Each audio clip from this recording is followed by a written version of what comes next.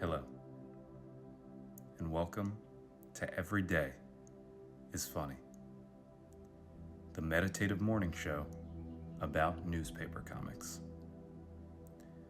And once again, I'd like to focus on that meditative aspect of the show by reprising a segment called Will It Meditate? And I do this because meditation is such a fascinating thing. We see all these meditation apps, and I claim this to be a meditation show. But what is meditation?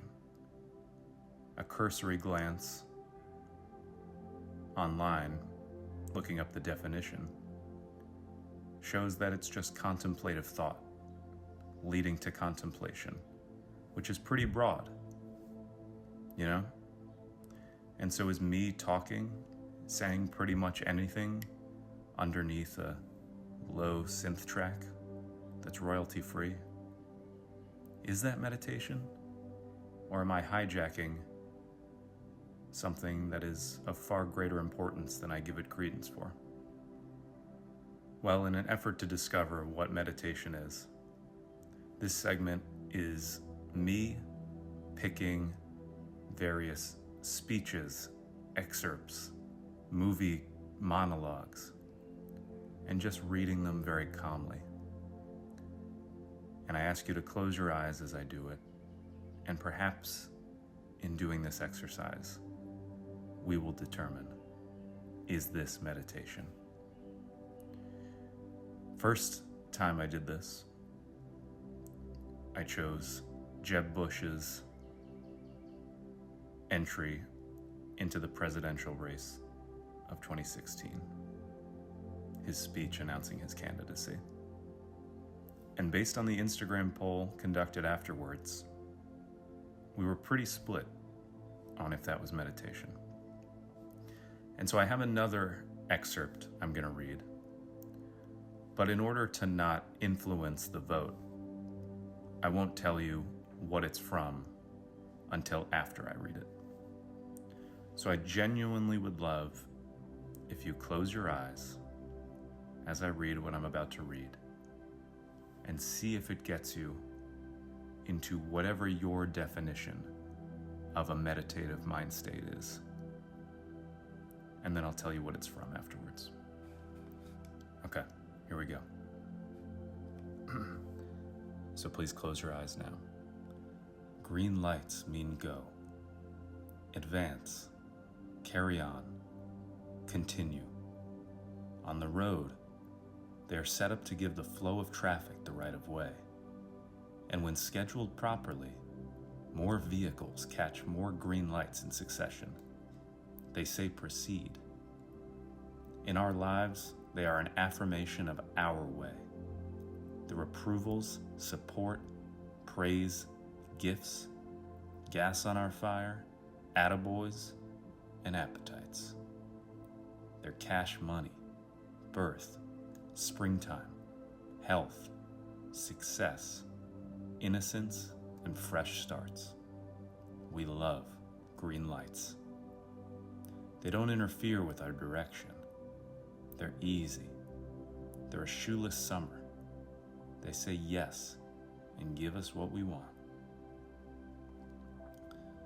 All right, open your eyes and think about how that felt. And please reach out if you reach nirvana by hearing that. And I will now reveal that was in fact part of the introduction to Matthew McConaughey's autobiography, Green Lights. So, if the words of Matthew had any profound effect on you, please reach out and let me know at everydaysfunnyshow@gmail.com. All right, let's get to the comics. All right, let's start things off today with some Zippy the Pinhead, one of my favorites. Some weird nonsense for this beautiful weekend afternoon. The title of this strip, Almost Chet Baker. Okay. A man is on an accordion singing. He says, almost glue, almost gluing things we used to glue. All the things that Elmer's glued for us, gluing now for you too.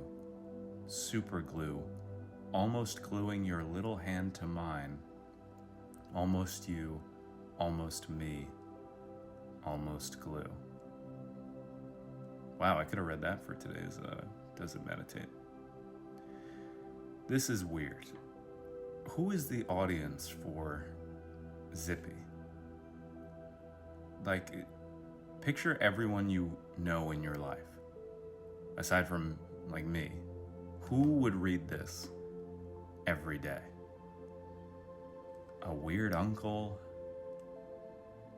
A schizophrenic aunt? I really don't know who this is for.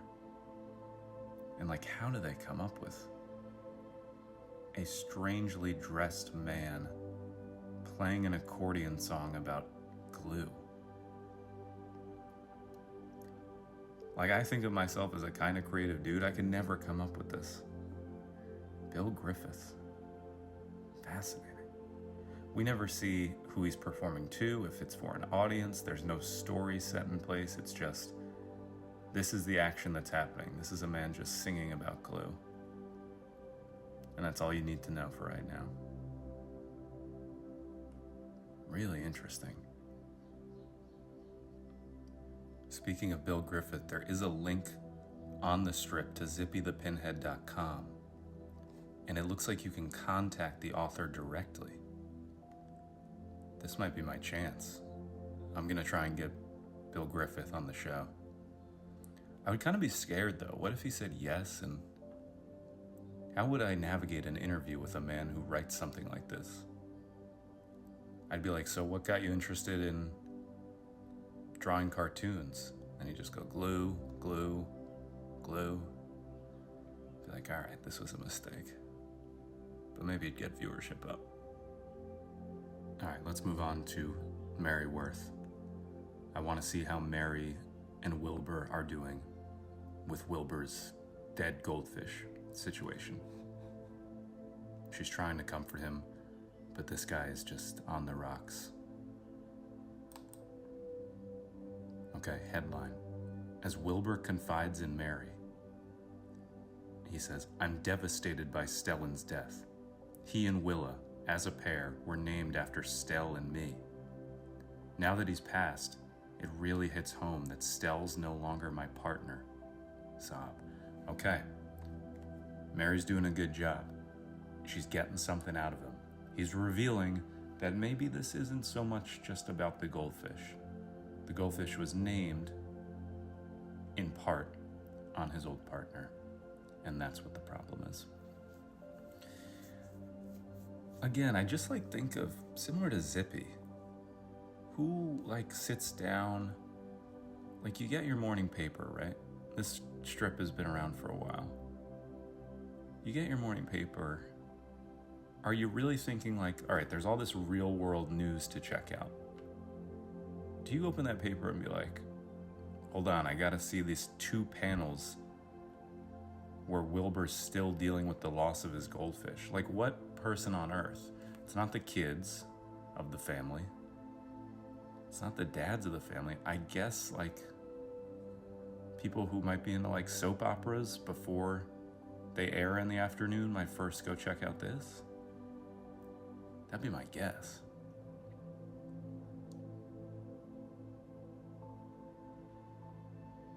I wonder if he'll have dealt with this soon. I don't think they're gonna kill off Wilbur, right? I don't know how comics work, but I feel like it's like a movie where it's all right, things are bad and I'm invested in the character, but you also have a limit to how invested you'll be because in Star Wars, they're not killing off Luke Skywalker. So I'll go along with the emotional journey, but we know by the end of this, Luke's gonna come out all right. I don't know if Wilbur will be better than he was before, but I don't think he's gonna I think he'll be okay. All right, let's move on. Rex Morgan time. We we still dealing with Corey and... Yep. We're still dealing with Corey and Parker after they dealt with the bully. Parker, Corey's friend, says, "Look at me. Shortest kid in my class, chubby, red hair, thick glasses, freckles. I'm practically a bully magnet. Add in non-binary, and I may as well have a target painted on my back."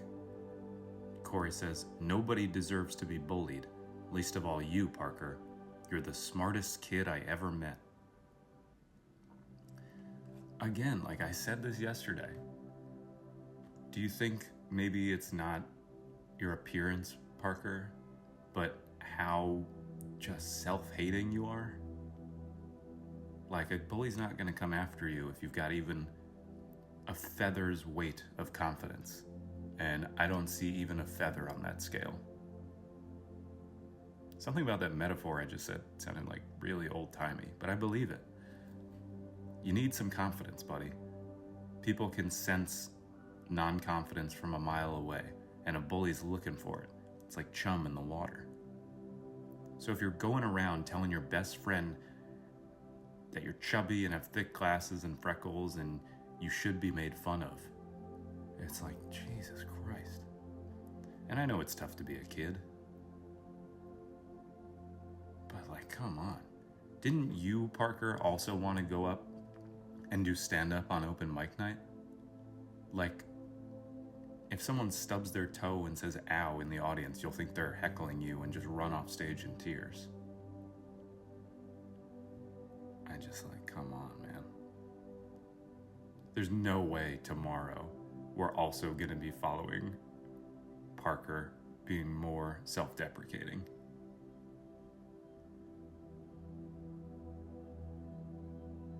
I just find it unbelievable. And is Parker really the smartest kid you ever met, Corey? The smartest? I've heard nothing intelligent from him so far. And we've been now following him for about a week. And he hasn't said one intelligent thing.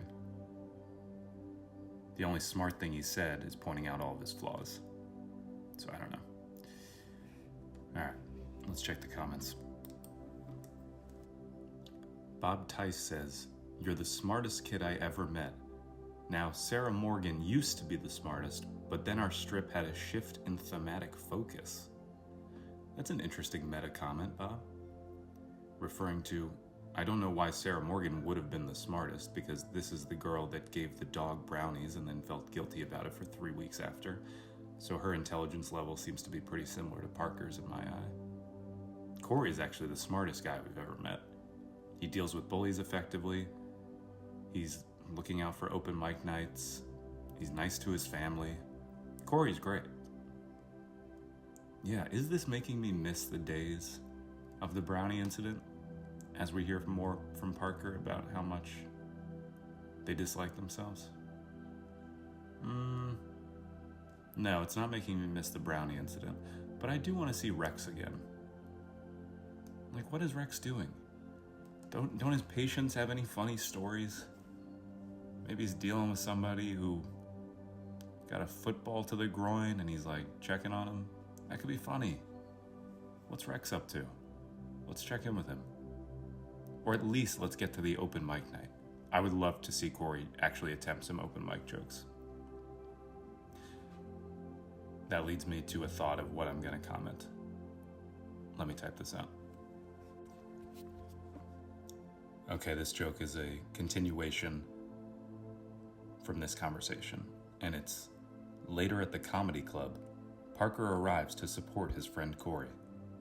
And then during Corey's set, we hear him say, "Anyway, I got this dumb, chubby, redhead friend named Parker, dumbest kid I've met." So that'd be funny if tomorrow we cut right to that. Send. All right. Time to wind down, finish up our afternoon tea, and go embrace the day. I hope you have a lovely rest of your day. I hope you keep Green Lights by Matthew McConaughey in mind.